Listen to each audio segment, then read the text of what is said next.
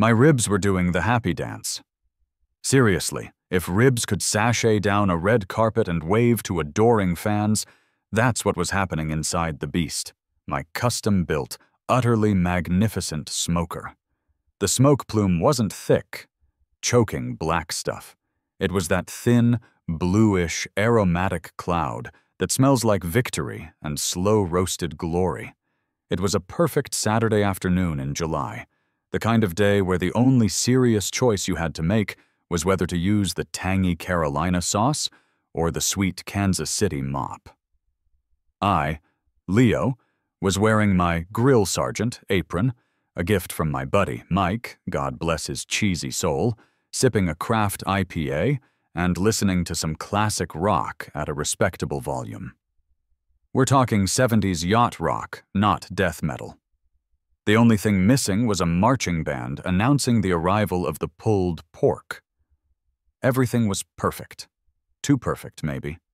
Because in my neighborhood, if you achieve perfect happiness, a tiny, sun-dried storm cloud named Barbara inevitably appears to rain on your parade. Barbara. Let me paint you a picture. She's my neighbor directly to the west. Her house is beige. Her car is beige. Her soul is probably a very faded taupe. Her front lawn looks like a putting green designed by a deeply insecure accountant. Last spring, she actually measured my grass with a ruler after the city sent out a notice about lawn height. A ruler, people. She's the human equivalent of a passive-aggressive sign saying, "Please wipe your feet, we just cleaned." I knew she was watching. I didn't need to see her face pressed against the sheer curtains of her sunroom. I could feel the heat of her disapproval. It was almost hotter than the beast itself. My crime? Having a good time, apparently. And okay, maybe my smoke was drifting exactly 3 feet over her property line. But that's an act of war she started months ago, when she complained my wind chimes were too discordant. Discordant. It's a wind chime, Barbara, not the Metropolitan Opera. I was just starting to flip a few brats. The sizzle was truly symphonic when I saw the movement. It wasn't at the fence line, it was at her ear. That stiff posture, that pinched expression, that white-knuckled grip on her phone. She was on the line with the authorities, undoubtedly using words like nuisance, environmental hazard, and probably reckless endangerment to the HOA covenant. I just sighed, took a long pull of my IPA, and turned the music up just enough so that Sailing by Christopher Cross felt like a personal, mocking anthem just for her. The first hint of trouble wasn't the sirens. It was the abrupt silence from my guests. Mike, who was in charge of the potato salad, a crucial role, froze mid-stir. My cousin, Jess, who was laughing hysterically at a terrible joke I had just told, stopped with her mouth open. Then the sound. Not the full wail of an emergency, just the low, approaching, "You are about to be mildly inconvenienced." Whoop whoop of a police car slowly pulling onto our street. I looked at Mike. He looked at me. "Discordant, huh?" I muttered. Jess clapped a hand to her mouth. "Leo, she actually did it. Over a bratwurst. You've officially achieved peak suburban warfare." I calmly set down my tongs. This wasn't about the brats anymore. This was about the fundamental right to enjoy a beautifully smoked piece of meat on your own damn property. And Barbara had crossed a line. A smoked, saucy, delicious line. I walked to the edge of my driveway just as the patrol car, a gleaming white and blue monument to minor infractions in the USA, parked right in front of the offending smoke plume. The officers who stepped out of the cruiser were a perfect mismatch, like a buddy cop movie casting call. The first was Officer Jones, a veteran, graying at the temples, about 50, with eyes that had seen everything from armed robbery to arguments over recycling bins, and he clearly found the latter more soul-crushing. He moved with the tired gravity of a man whose primary job satisfaction comes from the end of his shift. The second, Officer Miller, was younger, maybe 25, fresh out of the academy, and clearly trying hard to project competence despite looking like he'd rather be anywhere else, like, say, fighting crime that actually involved, crime. They approached me slowly, scanning the scene. My friends looked like they were hosting a drug deal instead of a cookout. I, however, maintained a facade of perfect, slightly manic, suburban geniality. "Afternoon, officers," I said, putting on my most innocent smile. "You guys here for the pulled pork, or did someone call about the egregious use of mustard?" Officer Jones sighed, a deep, earth-shattering sound that I felt in my chest. He checked his notepad. "Sir, we received a complaint regarding a noise ordinance violation and, quote, a suffocating, offensive smoke plume." He looked past me at the beast, which was currently emitting a cloud that smelled like the best parts of Texas. Officer Miller couldn't help himself. He subtly inhaled. "Smells pretty good, actually. Sir?" Jones shot him a look that could curdle milk. "Miller, procedure." "Right. Procedure." Jones turned back to me. "Sir, your neighbor." He gestured vaguely toward Barbara's house, where the curtain was definitely twitching faster than a hummingbird's wings. "Alleges that the smoke from your cooking apparatus is an environmental hazard." "An environmental hazard?" I repeated, lifting my eyebrows. "It's wood, officer. Pecan wood. Are we arresting the entire state of Texas now?" "Look, I'm required to follow up," Jones said, rubbing the bridge of his nose. "I see a few people, some music, a lot of food. It appears to be a private, residential gathering." He gestured to my smoker. "Is this a commercial operation?" "A commercial operation?" I laughed, shaking my head. "No, sir. This is just my deep, personal commitment to never eating dry meat again, and to feeding my friends." Jones leaned in conspiratorially, dropping his voice. "Sir, I have been a cop for 23 years. I've responded to calls about cats being too loud and a lawn gnome that was staring aggressively. We are going to write down that we checked the smoke levels, that the music was turned down upon request, and that the complaint was unfounded. We're done here." "The music isn't even loud," I protested. "Just turn it down one click, sir," Jones said, his eyes begging me to make this easy. "Make it look good." I nodded, feeling a bitter combination of relief and utter fury. I walked back, turned Christopher Cross down to an almost inaudible whisper, and watched the officers start to walk back to their car. But then I saw Barbara. She had stepped out onto her porch, arms crossed, wearing a triumphant, shark-like smirk. She caught my eye and gave a sharp, almost imperceptible shake of her head, as if to say, "I won." "You're pathetic." That smirk did it. It was like a fuse igniting inside my brain. An idea so stupidly brilliant and petty, I knew immediately it was the most important thing I had ever thought of. I called out just as Officer Jones reached his open car door. "Officer Jones, wait!"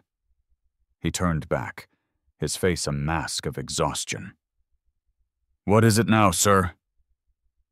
I walked right up to him, lowering my voice so only he and Miller could hear. "You said this was just a noise complaint because it's a private residential gathering, right?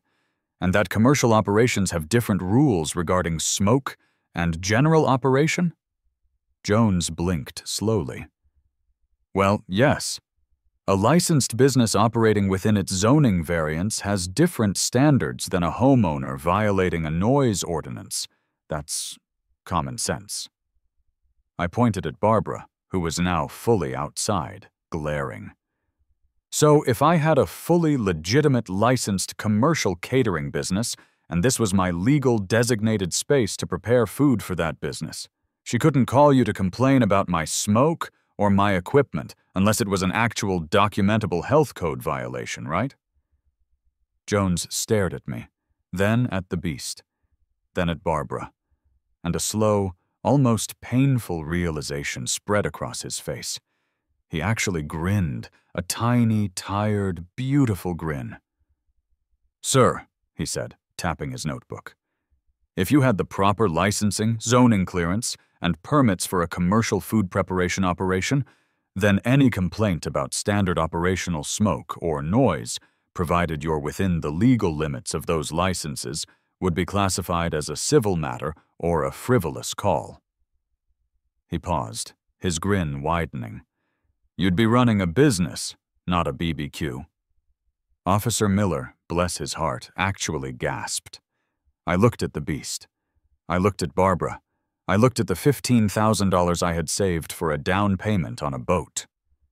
"You know what, officers?" I said, nodding decisively. "I think I'm going to need to look into some zoning. Clearance." Jones just chuckled, a dry, rasping sound. "You do that, sir. And if you ever do open a commercial food operation around here, give us a call." He got in the car, and they drove away. But this wasn't the end of the story. It was the prologue to the most expensive, elaborate, and ridiculous act of petty spite ever conceived in the suburbs of the USA. The day after the first encounter, I was in a fugue state of bureaucratic fury. Forget the boat. The boat could wait. My life's new mission was to turn my suburban driveway into a legally impenetrable fortress of smoked meat. I had to get a catering license, and in the great US of A, getting a license to sell hot dogs from a cart can feel like applying for a seat on the Supreme Court. My first step was research, which was just code for falling down a bottomless rabbit hole of local, county, and state government websites. It wasn't a chore. It was a deeply funny, deeply frustrating exercise in how many ways government can say no. Here's the glorious, maddening list of things I had to do. The bureaucratic gauntlet, a list of agony, the food handler's permit. This was the easiest. It involved a 3-hour online course in a windowless room at a community college. They make you go in person for the test, because of course they do. I learned that you should wash your hands for the entire duration of the Happy Birthday song twice. I now hate that song. I passed with a score of 98%, losing 2 points for misidentifying a dangerous pathogen, which, honestly, looked a lot like a piece of burnt pulled pork. The business license. Easy enough, a fee and a form. I named my company Leo's License to Grill. BBQ with spite. The woman at the counter didn't even crack a smile, just processed the form. Bless her heart. The zoning variance. This was the Mount Everest of paper pushing. To run a food service business out of my residential garage, even as a mobile catering headquarters, a term I made up, I needed a zoning variance and a special use permit. This involved a neighborhood meeting. A neighborhood meeting. The meeting. I spent 4 hours in a stuffy municipal building on a Tuesday night. I had to sit next to a guy arguing for a permit to open a therapeutic alpaca petting zoo in a strip mall parking lot. I'm not kidding. When it was my turn, I explained I wanted to use my garage to prepare smoked meats for off-site catering events. Barbara, naturally, was there. She was the only resident to object, citing smoke pollution, increased vehicular traffic, and the depreciation of my home's immaculate beige aesthetic. I countered by pointing out my smoker was certified low emissions, and my clientele would mostly be cops, because she keeps calling them. The committee approved the variance, 4-1. Take that, beige. The commercial kitchen requirement. This was the real financial gut punch. To be licensed, I couldn't just use my residential kitchen. I needed a designated, sanitized, separate, commercial-grade prep space. Hello, garage conversion. This is where I met Sledgehammer Steve. I found him on Yelp under Unlicensed Genius, Zoning Compliance Specialist. Steve showed up in a truck that looked like it lost a fight with a junkyard. He was built like a cinder block and smelled faintly of sawdust and regret. "So the job," Steve grunted, walking into my garage. He sized up the space, chewing on a toothpick. "You want to turn this storage unit into a Grade A, Health Department-proof catering kitchen. In a week. With no loud noise because of the neighbor." "Exactly," I said, pointing to the spot where my old workbench was. "I need stainless steel tables, a floor drain that goes to the sewer line, and a ventilation hood the size of a small car. The biggest constraint is the neighbor. She's watching." Steve pulled the toothpick out, looked toward Barbara's house, and actually nodded with respect. "Ah, a Karen. The ultimate project manager. This is less construction, more espionage. I like it. $7,500 cash for the Creative Solutions package. That includes the ventilation hood I found at a restaurant liquidation sale." "Does the Creative Solutions package pass health department inspection?" I asked nervously. "Buddy," Steve said, spitting the toothpick into a coffee can, "it doesn't just pass. It sings patriotic hymns to the inspector. It'll have more stainless steel than a spaceship.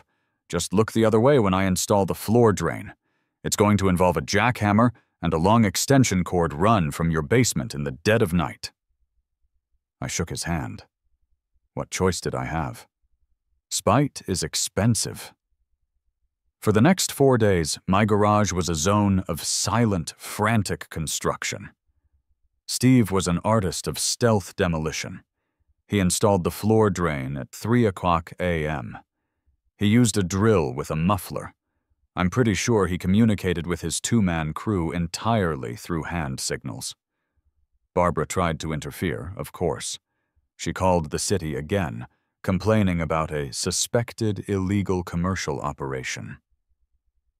I calmly faxed her complaint, along with my freshly approved zoning variance and special use permit, straight to the city code enforcement officer, who blessedly marked the complaint satisfied on file. Finally, on Friday afternoon, the work was done. My garage was half storage, half gleaming, stainless steel-clad prep kitchen. It looked ridiculous. It looked glorious. I had a huge framed sign that read, "Official Catering Headquarters. No residential food preparation." I drove to the county office one last time. I handed over my permits, my plans, and my final inspection certificate, courtesy of Steve's excellent work. The clerk, a woman named Sharon, who had an amazing "I don't get paid enough for this" vibe, handed me the final official document. It was a beautiful piece of cardstock, stamped with a golden seal. Commercial Catering License. Valid for operations at 1234 Maple Street. I drove home, parked the car, and immediately laminated the license. I was no longer a civilian. I was a licensed food service professional, and I had the perfect legal and ridiculous weapon to wield in the petty war against my beige enemy. With the license safely tucked into a weatherproof frame and mounted by my garage door, the preparation phase began. This wasn't just about winning an argument. It was about presenting a flawless, utterly professional, and perfectly legal operation. Barbara was waiting for me to slip up, and I wasn't going to give her a millimeter. I christened the garage space the War Kitchen. First, I had to practice commercial-scale cooking. My personal smoker, the Beast, was fine for 10 people. But if I was going to attract multiple patrol cars worth of hungry officers, which was the whole point, I needed capacity. So I bought a second, smaller, but still professional-grade smoker, which I affectionately named the Mini-Me of Spite. My friends became my unfortunate taste testers. I'd invite them over for dinner, and instead of a casual BBQ, it became a mandatory quality assurance meeting. "Mike, critique this pulled pork," I'd command, shining a flashlight on a plate. "Is the bark too brittle? Is the smoke ring consistent enough to pass a health inspector's scrutiny? Don't tell me it's delicious. Tell me it's compliant." Mike, spooning forkfuls into his mouth, would mumble, "Leo, it's so compliant I think it should run for mayor." Jess was in charge of the menu design. She totally got the joke. We decided on a small, focused list of items that could be quickly prepped and served from the driveway setup.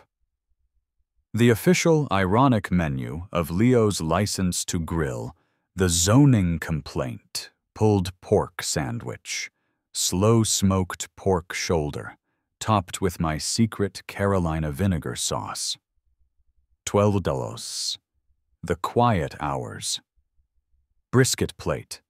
Brisket cooked for 18 hours, served with coleslaw and cornbread. $16. The official business, BBQ chicken. Thigh and leg quarters.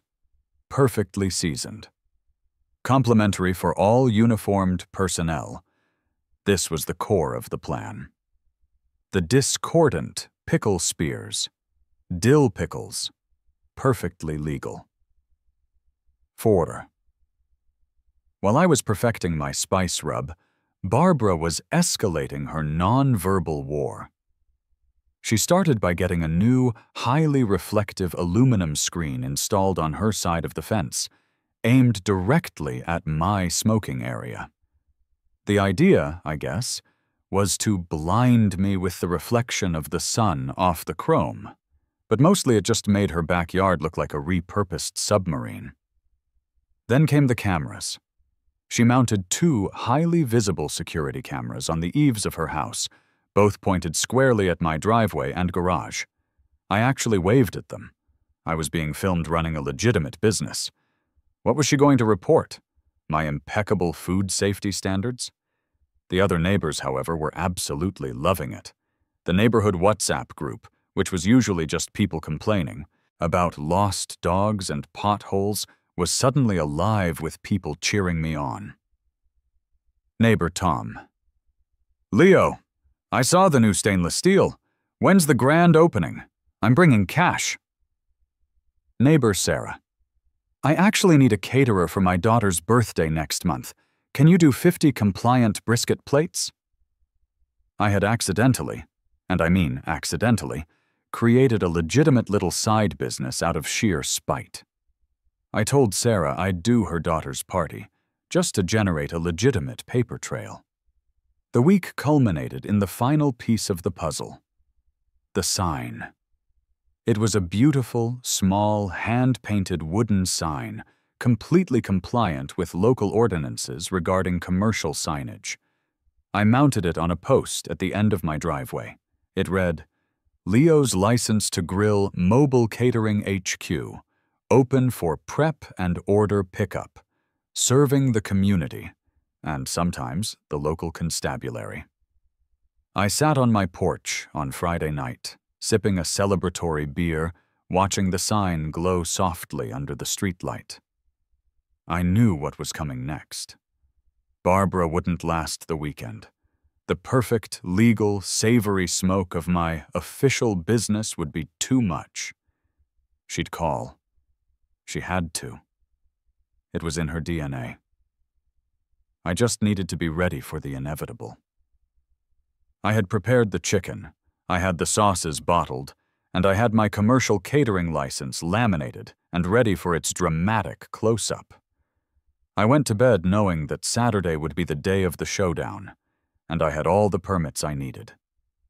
Saturday dawned bright, sunny, and entirely too calm. This was the calm before the storm, the storm that smelled faintly of mesquite and cayenne pepper. I was up before the sun, prepping the official business BBQ chicken. I rolled the beast and the mini-me of spite into the driveway, positioning them strategically so that the smoke drifted up across the street, and yes, slightly over Barbara's immaculate beige lawn. But hey, it was legal operational smoke. Sue me. I set up my stainless steel tables. I put out my little cash box. I hung my official golden-stamped catering license in the weatherproof frame right next to the menu that boldly advertised free food for cops. I wasn't expecting any customers. The whole point was to lure the police, not the public. But at 11:00 a.m., my neighbor, Tom, walked up. "Morning, Leo," Tom said, looking around nervously. "Got any of that zoning complaint pulled pork? I'll take 2 sandwiches to go. I want to eat them in my yard and wave at Barbara."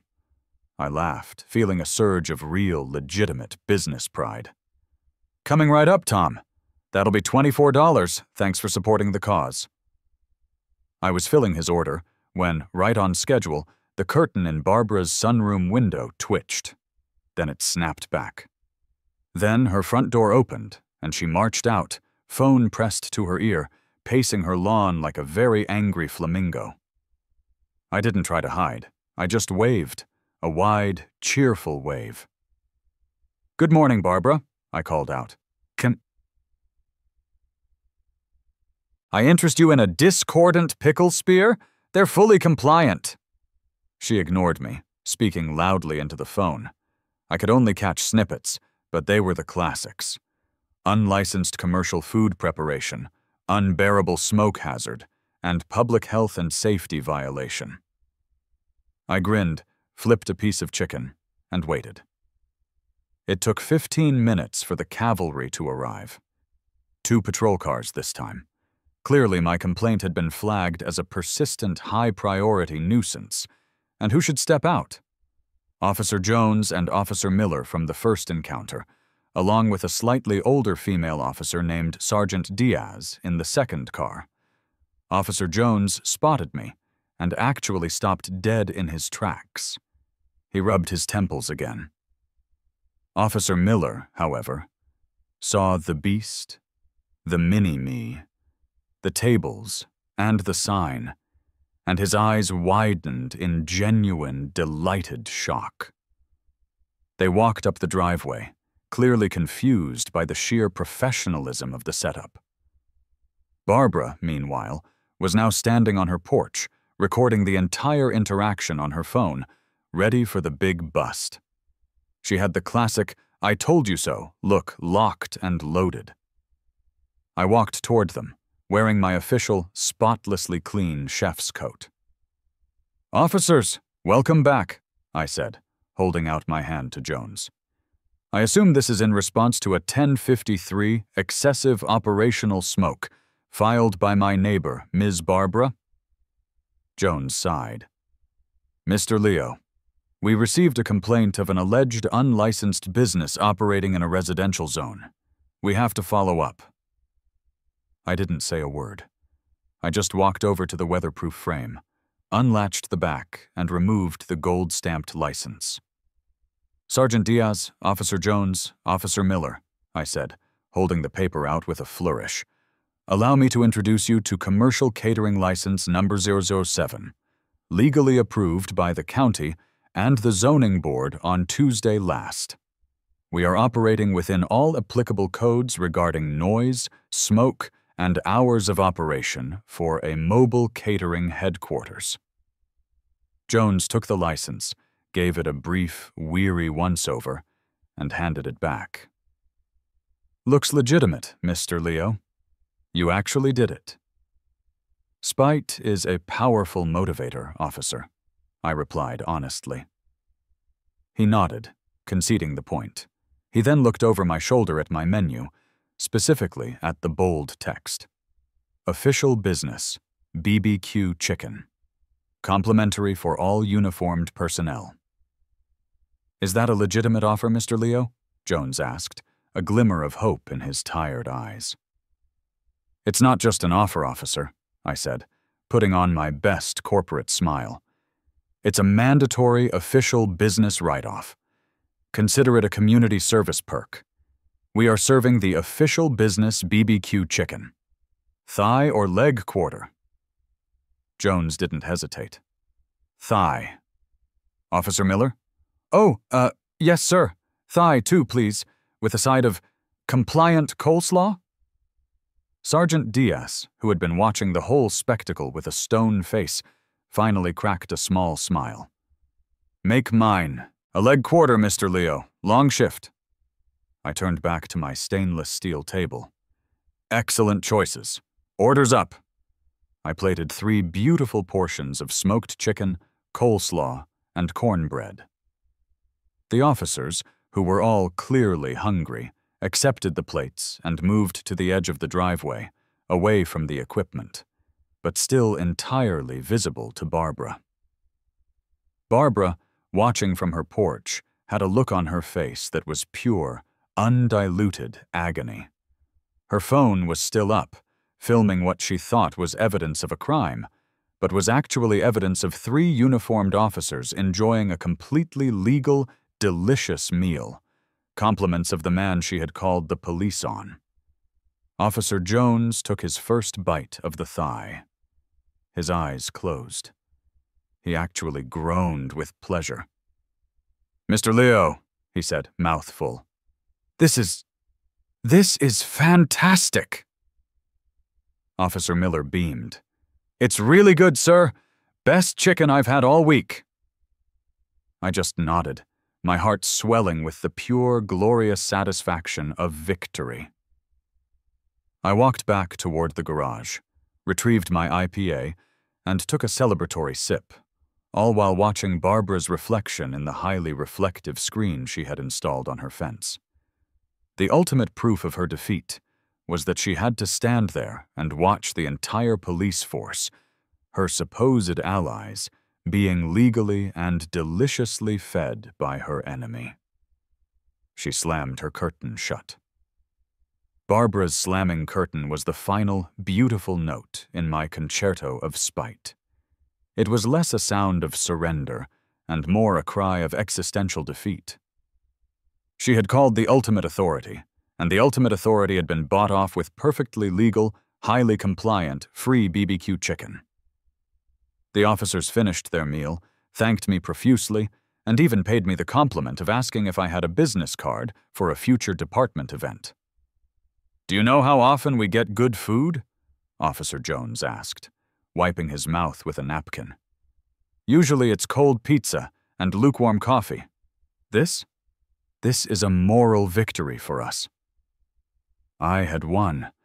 The war was over, and the spoils were smoked meat and a framed certificate. But life, as I quickly found out, rarely lets a good joke die. The aftermath was almost as ridiculous as the setup.